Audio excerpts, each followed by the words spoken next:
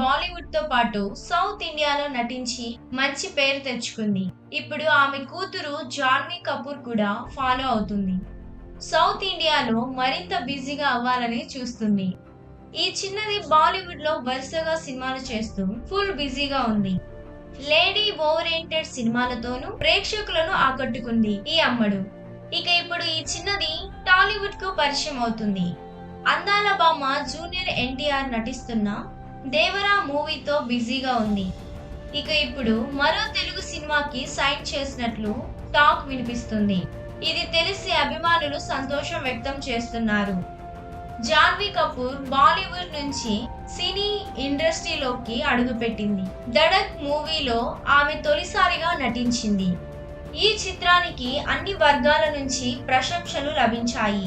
కానీ ఈ సినిమా ఆశించిన స్థాయిలో ఆకట్టుకోలేకపోయింది. ఎలా నటించాలో తెలియదని పలువురు విమర్శించారు. ఇప్పుడు రామ్ చరణ్ తో స్క్రీన్ షేర్ చేసుకునే అవకాశం అందుకుందని తెలుస్తుంది.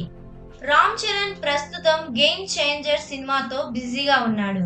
ఈ సినిమా తర్వాత ఆయన RC16 లో జాయిన్ కానున్నాడు. ఉప్పెన ఫేమ్ బుచ్చిబాబు ఈ చిత్రానికి దర్శకత్వం వహిస్తున్నారు. ఈ చిత్రానికి కథానాయికగా జాన్వీ కపూర్ ని ఖరారు చేసినట్లు సమాచారం.